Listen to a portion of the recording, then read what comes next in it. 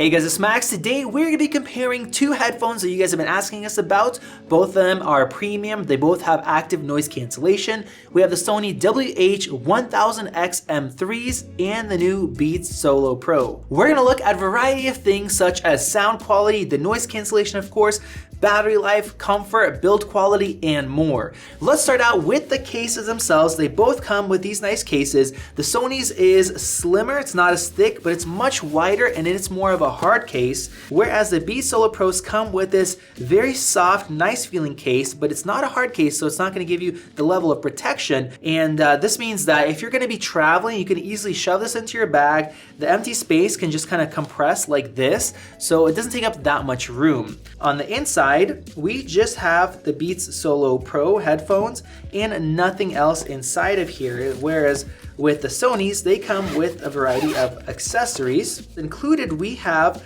a headphone cable here, a regular headphone cable. So if you want to use these plugged into your laptop without Bluetooth, and we also have this little adapter for different airlines. Now they do look different. You have a lot of color options with the Beats, but one thing that I am really interested in is the sticker right here. It says fold to power on and off. Let's go ahead and peel this off. As soon as you open it up like that, that will actually power on the headphone itself. That H1 chip makes it very easy to pair. You just open these up and then you'll get a little pop-up. I'm already connected. I'm also on the beta version of iOS, so the icon looks a little bit different, but it makes it really easy to pair. It also makes there be almost no lag as far as watching videos and playing games. It really improves that. And it also syncs to all of your other iCloud devices, so if you use an iPhone, it's really nice to have that. Now the Sonys are more traditional. You do have a standard power button right here. Press and hold. The first time it'll start auto pairing, and then after that, if you want to pair, you press and hold it for longer. And you also do have a companion app on your phone that you would download, and then you can actually connect them with the app instead of going into your Bluetooth settings. And then in the app itself, we can change the modes that we're in. We can do some optimizations for surround sound. We have access to an EQ, which is nice. There's a lot of different options in here. Now the Sonys also have this little NFC logo, meaning if you are on a phone that supports the Android phones, you can actually tap them if you have the NFC on there, and then it will auto start the process, probably to download the app and to get them connected. Now as far as connectivity, the Sonys use USB Type-C to charge, and then of course we have this input for a cable, whereas the Beats, they have a lightning jack, once again because Apple bought them out. I do wish that these used USB Type-C instead. Now, just like with the AirPods, if you're using a device that doesn't support the H1 chip for pairing, you just press and hold on the button and it will start your traditional Bluetooth pairing process. So now let's talk about the build quality and then we'll get into comfort. Now, I am pretty surprised by how nice these feel. They have some good weight to them. This is the matte version, so everything has this nice soft, smooth finish. And then the little headband portion over here is rubber. And it's almost like it has a little air gap in there when I press down. It does feel pretty nice. And then the actual plastic on the outside also feels pretty premium with aluminum here. Now it's also interesting that this whole little earphone portion, it's connected inside, but it's also suspended by a little bit of rubber material all around. So there's no gaps or anything else like that. And then the actual portion that goes over your ear, these are over ear style, it has this kind of a memory foam here instead of a traditional type of foam. So that's interesting. Now I've been using the Sonys much longer. These are larger, they are over ear, so we have that difference in the way it's built. But the plastic doesn't feel as nice. We don't have any aluminum or anything else, it's all plastic. And it looks and feels like more traditional. And then same thing with the headband. You have standard foam with this leather, fake leather type of cover. With the Sonys, the foam that is on the ear cup is definitely firmer, but it is around the ear, so it doesn't have to be as soft as the ones with the Beats. Now, both of these have pretty good battery life. The Sonys are rated at 30 hours with noise cancellation on. The Beats are rated at 22 hours. There's no rating for the Sonys with it off, but the Beats, if you don't have the active noise cancellation, you'll get about 40 hours, so that's more than good enough. Now, if your battery does run low, you can fast charge both of these. In 10 minutes, you'll get 3 hours of use with the Beats and 5 hours of use with the Sonys. Now, let's go ahead and test out comfort. I'm gonna start out with the Sonys. I'm quite familiar with these. I've been using them for a while. Let's open up the headband. And the really good benefit with the Sonys is the fact that they're over the ear, so they're not pressing down on your ear right now. With the Beats, I have not used these yet. I guess we'll try it out right now, but these are over the ear design as far as style, so definitely not as comfortable. Now I don't feel a lot of pressure on my ears because the pads are pretty soft and they're like a memory foam, but it definitely has more pressure than the Sonys where they barely touch your ears at all. So now let's go ahead and do a sound quality comparison. So I'm using Tidal listening to master quality tracks, and I'm gonna start out with a hip hop song, and then I'll give you guys my opinions, then go into an electronic song, and then a rock song.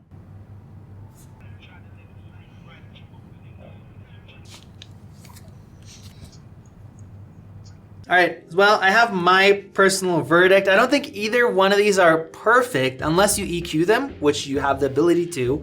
But I would lean towards the Beats. The bass sounds a lot more controlled, it sounds more accurate, and it's complementing the other sounds instead of taking them over. Of course you can turn the bass down, but especially in this this rock song where we get into a lot of the drums, it sounds a little bit loose with the Sonys. The Beats, if you max out the volume, they definitely do get louder, especially if there's a lot of high notes. Now another thing that Vadim pointed out is that he can hear the music coming from the Sonys way more. Even though they're quieter, they leak a lot more sound, and there's actually ports here on the side, so he was clearly able to hear all the different vocals that I was from the songs that I was listening to, where from the Beats at max volume he only heard some of the high frequencies. Everything else he didn't really hear, and he couldn't make out the words. So if you care about your privacy of what you're listening to and you're going to be cranking up the volume, the Beats keep a lot more of that sound in. So if I had to choose between these headphones as far as sound quality, surprisingly and unexpectedly, I would go with the Beats. But of course, that is not the only reason why you choose headphones. A big reason why people are asking us between these two is the noise cancellation. Now we know the Sonys are great. I'm gonna put them on and try them out once again, and then we'll test out how good are the Beats and do they get close? Can they compete? So I have noise cancellation turned on, and Vadim, can you talk? Hey man, how's it going? Can you hear me? Okay, I hear him, but definitely much quieter and a lot more of the low noise. Surprisingly, the highs are taken out. Talk, Vadim. Hey man, can you hear me? Vadim is definitely louder. Okay, well, I went back and forth many times between both of these, and this is a bit unexpected. Both of these do a fantastic job, and the Sonys are great. But at least in this environment, the Beats are cutting out a little bit more for me. Now, both of them cut out the central air exactly the same. I can't hear with either one of these. So maybe there's a chance if you're on an airplane where you have more of that low end sound, the Sonys might kick that out and kind of remove that a little bit better than the Beats. But the Beats do remove the high sounds, both from my voice, from Vadim's voice, and a little bit of the air coming through the vents. I actually hear some of that air. It's a little bit lower sounding and a little bit quieter with the Beats, which I would not expect. Yeah, so I don't think you can go wrong with either one of them, but if you're thinking about getting the Beats, or maybe if you're thinking about not getting them because you think that noise cancellation isn't as good, I would not be holding that against them. The noise cancellation works very well. Now, another thing that you have to consider is the ambient mode or the transparency mode. Both of these have these features. And Vadim? Hey man, how can you hear me? I hear you, but it is more muffled than the AirPods Pro. I still am blocking out a lot of sound where, I know where this is not a comparison between the AirPods Pro, but with those you hear pretty much everything. Now let's put this on, and now Vadim, go ahead and talk. Hey man, how does my voice sound?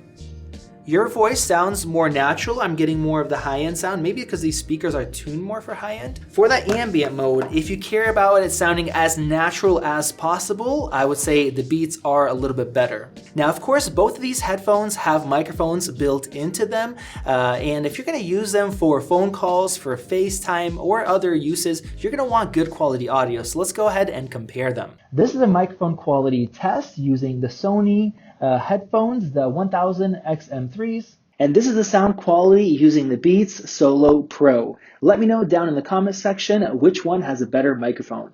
Now we also have some differences in terms of controls. Both of them have buttons on the left hand side so you can toggle between your noise cancellation, and then on the right hand side is where you control them. Now the Beats have physical buttons, so if you want to adjust the volume you can press up or press down and you get this little click sound from the physical keys. And then if you want to invoke Siri, you can just press and hold, or because of the H1 chip you can actually just say, "Hey Siri." Now with the Sonys, all of our controls are also on the right hand side, but it is a touch panel.